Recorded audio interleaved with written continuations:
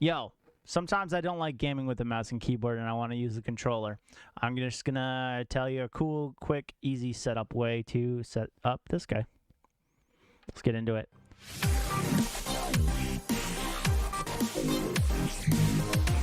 This is the tutorial for people that don't know how to do this. It's super easy. Unbox your controller, put the batteries in, and then what we're going to do is go to your computer, and you want to hit up devices in the settings menu. Boom, settings.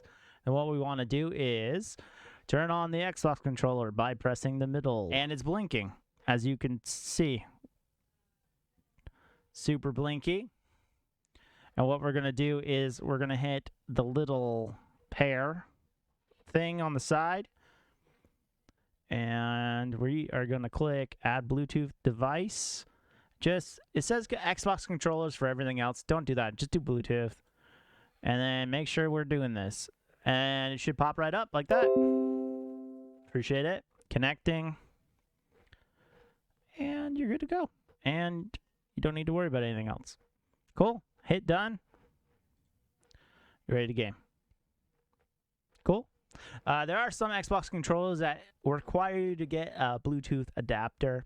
This one in particular doesn't need that, but the older models do. So if you are having trouble, check it out if you have an older model version.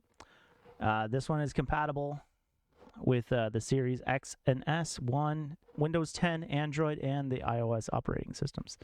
Cool beans. So remember, guys, if you have any other questions about things, I do stream every Tuesday, Thursday, and Saturday on Twitch. The link is below. Cool. Just remember to like and subscribe, and I'll see you guys in the next video. I'm out.